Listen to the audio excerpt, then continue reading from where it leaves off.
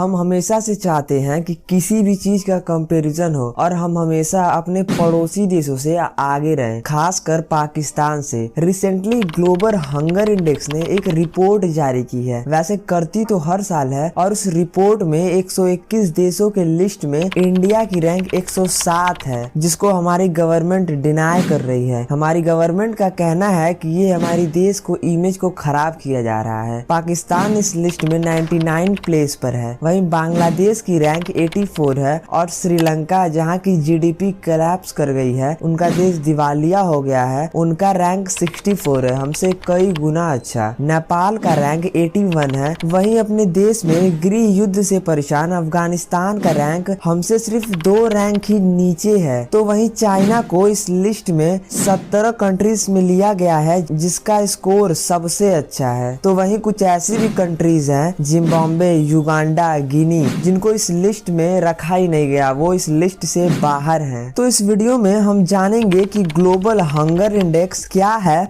और इसको कैलकुलेट कैसे किया जाता है और इंडिया की अब तक की कैसी परफॉर्मेंस रही है और इंडियन गवर्नमेंट इस रैंक को डिनाई क्यों कर रही है और हम अपनी रैंक को इम्प्रूव कैसे कर सकते हैं। ग्लोबल हंगर इंडेक्स 2022 के जो आंकड़े सामने आए हैं वो बेहद निराशाजनक है। भारत 6 पायदान नीचे खिसक कर कंसर्न वर्ल्ड वाइड और वेल्थ हंगर हाई लाइफ, ये 2 एजेंसीज हैं जो हर साल ग्लोबल हंगर इंडेक्स को पब्लिश करती हैं। वेल्थ हंगर हाई लाइफ एक प्राइवेट एड एजेंसी है जर्मनी की, जिसको 1962 में बनाया गया था। इस कंपनी का गोल है कि 2030 तक दुनिया में कोई भी भूखा ना हो। ये कंपनी 4.46 बिलियन यूरोस 10,000 से भी ज्यादा ओवरसीज प्रोजेक्ट में लगाई है, लगभग 70 कंट्रीज में। मतलब ये कोई छोटी मोटी कंपनीज नहीं है। कंसर्न वर्ल्ड वाइड ये एक इंटरनेशनल ह्यूमनाइजेशन ऑर्गेनाइजेशन है जो 1968 से भूखमरी और गरीबी से लड़ता आया है। ये दोनों ऑर्गेनाइजेशन साथ ही में डाटा कलेक्ट करते हैं। इनका मतलब ये नहीं कि ये कोई रैंडम ऑर्गेनाइजेशन है जो डाटा कलेक्ट करती है यूं ही। ये 2 बहुत ही बड़े ऑर्गेनाइजेशन है जो डाटा कलेक्ट करती है। अब बात करें कि ये ऑर्गेनाइजेशन किन किन चीजों से डाटा कलेक्ट करती है, तो ये ऑर्गेनाइजेशन मेनली 4 चीजों पर फोकस करती है। पहला, कुपोषण यानी अंडर नॉरिशमेंट, यानी एक हेल्दी पर्सन को दिन भर के लिए जरूरी कैलोरीज नहीं मिलना। पॉपुलेशन के कुल हिस्से में से उन हिस्सों को कैलकुलेट किया जाता है जिन्हें दिन भर की जरूरत के अकॉर्डिंग इनफ कैलोरीज नहीं मिल रही हैं। 2019 से 2021 के बीच भारत की 16% पॉपुलेशन कुपोषण का शिकार है। ये ग्लोबल हंगर इंडेक्स की एक रिपोर्ट बताती है। दूसरा है बाल मृत्यु का दर यानी चाइल्ड मोर्टेलिटी, मतलब हर 1000 जन्म पर ऐसे बच्चों की संख्या जिनकी डेथ जन्म से 5 साल की उम्र के अंदर ही हो जाती है। इंडिया में ऐसे बच्चों की परसेंटेज 3.3% है। ये आंकड़े 2020 के हैं, जिनमें नेबर्स कंट्री में सबसे खराब चाइल्ड मोर्टेलिटी पाकिस्तान की है। यानी कि किसी देश में अगर 1000 बच्चा जन्म लेते हैं तो उनमें से जो 5 साल के कम उम्र वाले रहते हैं उनकी डेथ कितनी हो जाती है। थर्ड है एज के हिसाब से वजन कम होना यानी चाइल्ड वेस्टिंग, बच्चों का अपनी उम्र के हिसाब से बहुत दुबला या कमजोर होना। 5 साल से कम उम्र के ऐसे बच्चे जिनका वजन उनके कद के हिसाब से कम होता है, ये रिप्रेजेंट करता है कि उन बच्चों को न्यूट्रिएंट्स नहीं मिलता है, इस वजह से वो बच्चे कमजोर हो गए। इसके कंपैरिजन में तो पड़ोसी देशों में इंडिया सबसे खराब है। 19.3% ऐसे बच्चे हैं जिनका वजन उनके कद के हिसाब से कम है। वहीं श्रीलंका का 15% है इस लिस्ट में।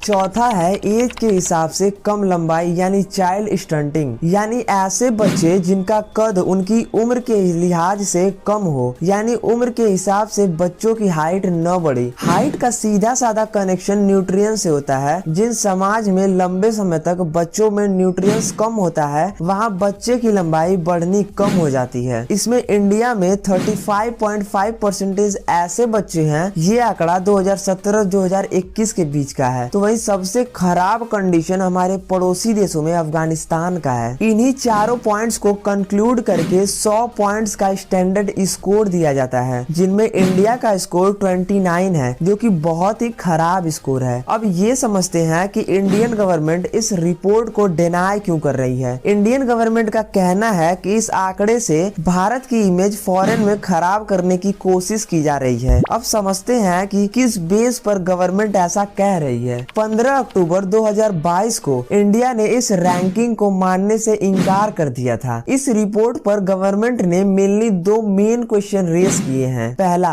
ग्लोबल हंगर इंडेक्स के 4 में से 3 स्केल बच्चों के हेल्थ से जुड़े हैं। ऐसे में डाटा पूरे देश के लोगों का नहीं होता है, सिर्फ बच्चों का होता है। दूसरा, ग्लोबल हंगर इंडेक्स रिपोर्ट को तैयार करने के लिए खाद्य FAO के FISM यानी food insecurity expansion scale server module के डाटा का यूज किया जाता है। इस सर्वर में सिर्फ 3000 लोगों के इस सैंपल लिए जाते हैं। ऐसे में भारत के लिए इसे सही नहीं माना जा सकता है। अब क्वेश्चन ये है कि क्या ग्लोबल हंगर इंडेक्स पर भरोसा किया जा सकता है। ग्लोबल हंगर इंडेक्स रिपोर्ट में बच्चों को मिलने वाले न्यूट्रिएंट्स की बात की जाती है, जबकि 5 साल से कम उम्र के बच्चों के हेल्थ का सीधा कनेक्शन प्रेगनेंसी और दूध पिलाने के दौरान उनकी माँ को मिलने वाला न्यूट्रिएंट्स फूड और उनके हेल्थ से रिलेटेड होता है। यानी सीधी सी बात करें तो ग्लोबल हंगर इंडेक्स में 3000 लोगों का सर्वे किया जाता है, जिनमें 4 पॉइंट्स पर फोकस किया जाता है, जिनमें से 4 में से 3 पॉइंट्स सिर्फ 5 साल के बच्चों के लिए होता है और 1 पॉइंट्स बड़ों के लिए होता है। अब सोचने वाली बात ये है कि 5 साल के बच्चों का ध्यान उनकी माँ रखती है और इस एज में बच्चे माँ का ही दूध पीते हैं। जितना माँ को न्यूट्रिएंट्स मिलता है उतना ही बच्चे को। तो इसी बात पर इंडियन गवर्नमेंट हमेशा से क्वेश्चन उठाती रहती है। वैसे कई देशों में ये क्वेश्चन बार बार उठते रहते हैं। अब बात करें global hunger index Indian history rank के बारे में तो 2011 में 65 रैंक थी, वहीं 2014 में 55 रैंक थी, 2019 में 102